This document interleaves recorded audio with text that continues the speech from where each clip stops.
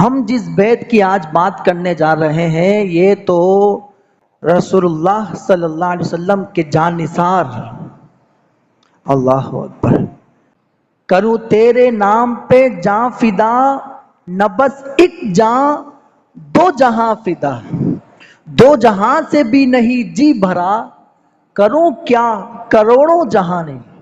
بیعت کسے کہتے ہیں؟ بیعت کا مطلب کیا ہے؟ ہمارے یہاں پر بھی بیعت ہوتی ہے جب آپ کوئی پیری مریدی کا سلسلہ رکھتے ہیں، اس کے اندر بیعت کی جاتی ہے، اور زیادہ تر ہمارے یہاں بیعت ارادت اور عقیدت کی جاتی ہے۔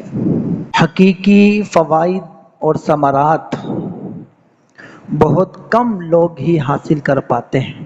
آج یہ بیعت اور ارادت بس ایک زیادہ تر اکثر رسماً رہ گئی ہے، بس کسی بزرگ سے بیعت کر لی جائے، باقی پھر جو ہے ان کا ایک نظام، ایک تعلیم، ایک تربیت، اس سے کوئی سروکار نہیں ہے۔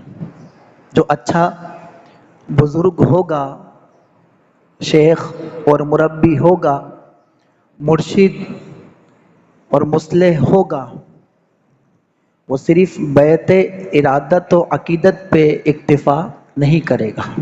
ایسی شرائط مطلب تعلیم اور تربیت کے لیے بیعت کی جاتی ہے۔ ہم جس بیعت کی آج بات کرنے جا رہے ہیں یہ تو رسول اللہ صلی اللہ علیہ وسلم کے جان نثار، اللہ اکبر، آپ پر کروں تیرے نام پہ جاں فدا، نہ بس ایک جاں دو جہاں فدا، کروں تیرے نام پہ جاں فدا، نہ بس ایک جاں دو جہاں فدا، دو جہاں سے بھی نہیں جی بھرا، کروں کیا کروڑوں جہاں نے۔